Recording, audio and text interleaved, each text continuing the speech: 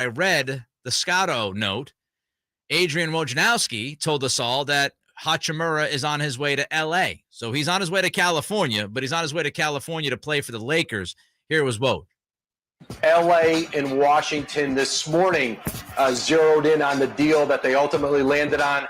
Rui Hachimura for Kendrick Nunn and those 3 second-round picks, a 2023 pick that L.A. has via Chicago, and the Lakers' own 2029 pick. And this pains me to say it.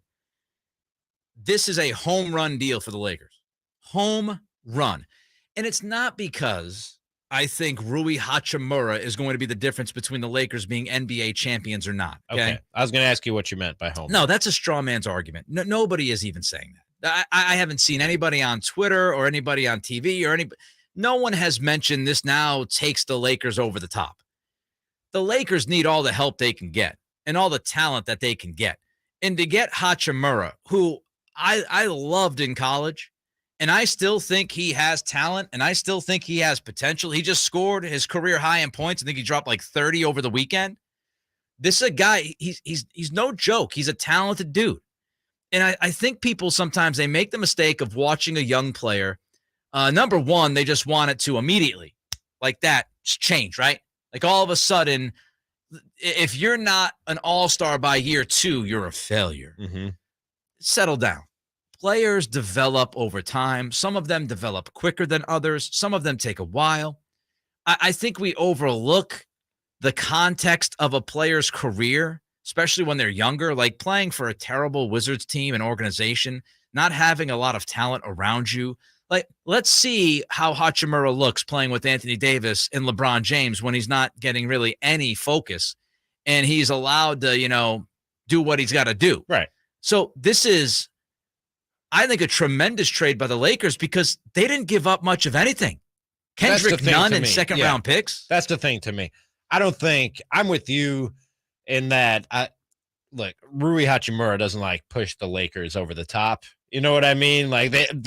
As I said earlier in the season, a lot of time, energy, and resources are being wasted on covering what the Lakers are going to do. And I got no more use for this guy. I don't have any more use for the Lakers. They're not title contenders, and they weren't before Hachimura, and they're not after. In terms of the value of what they got for what they gave up, yeah, it's a really good deal. I thought the market would ask for more for Rui Hachimura. Me too. Than what it ended up hashing out. And if I'm the Kings, I'm willing to give up what the Lakers gave up for that guy. And honestly, I think it moves the needle more for the Kings than it does for the Lakers or for any team in the upper half of their conference's playoff picture. For the Lakers, though, I'm not any more worried about the Lakers yesterday or today than I was yesterday because they went and got Rui Hachimura. I'm a little disappointed that the Kings didn't make the move, but that doesn't do a lot for the Lakers in my eyes, at least not for this season. Maybe he's a part of something in future seasons. Well, I'm glad you brought that up because another piece of this trade is that now you have Hachimura on your roster. And he's what, 23, 24? 24. And I know that Woj tweeted something along the lines of that they're looking at Hachimura as a long-term piece, that they're going to work out an extension. They want to hammer out an extension. Yeah, Hachimura is a restricted free agent after the end of this season. Yeah, so they're gonna work on a deal with him, and I'd be shocked if the Lakers didn't pay him. So not only do you get him for this year, but now you have at least a young buildable piece on your roster that you didn't have before this trade. Again, I'm not telling you that Rui Hachimura is going to set the world on fire. He's going to average 30 a night and be incredible. But looking at this roster, you needed talent. You needed young talent. You needed talent that you could sign and keep for a number of years down the road. And so I just think this is really a no-brainer.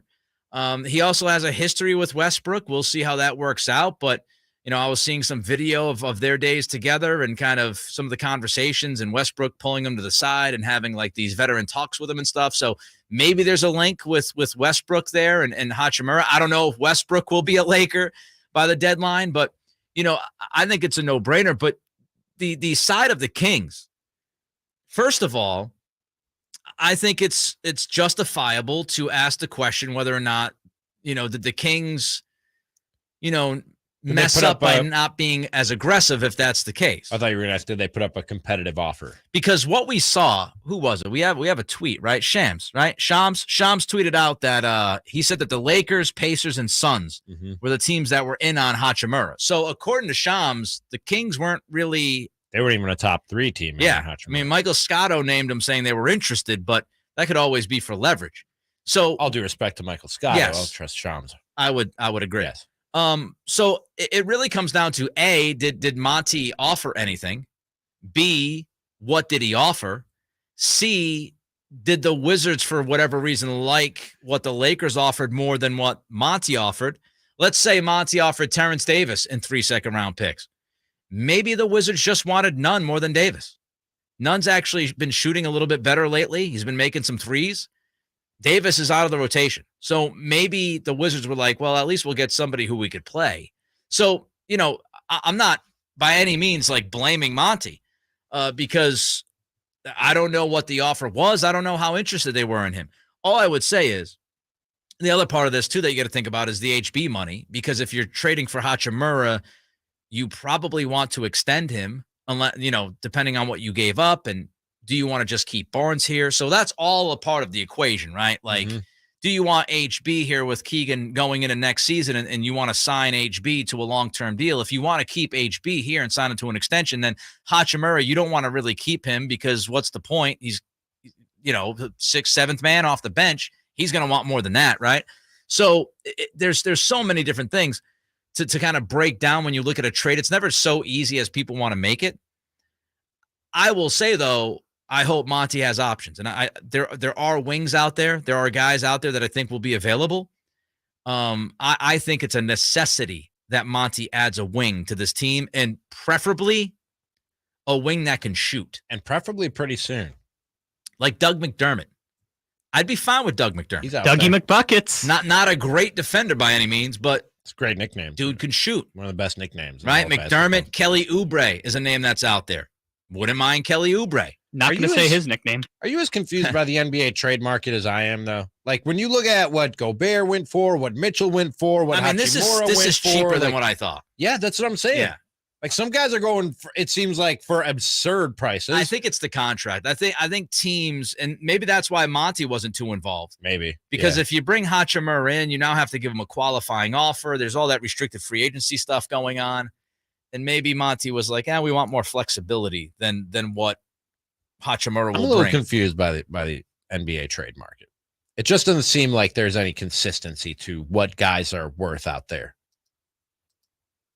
I think we got to see how it plays out. I mean, it's not like off season is one thing when it's all about a team's desperation level. Look, sure.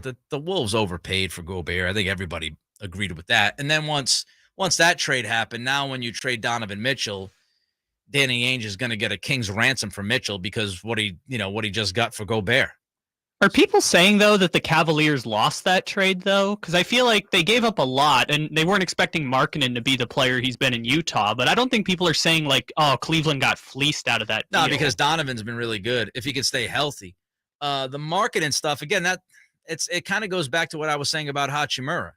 You get young players, you put them in situations. He was in Chicago, then he gets moved to Cleveland. I don't think Markkanen, I don't think Markkanen would have been given nearly the opportunity in Cleveland because you've got Garland with the basketball. You've got LeVert. He was there 2 years. We would have seen it by now. Yeah, like it's offensive system, it's coaching staff, it's who's with them on the team.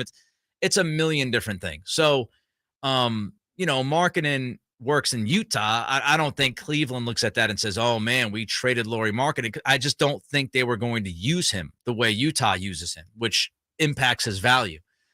So, but we'll have to wait and see about how the rest of this market plays out. Monty, obviously, again, I think the Kings need at least two pieces, a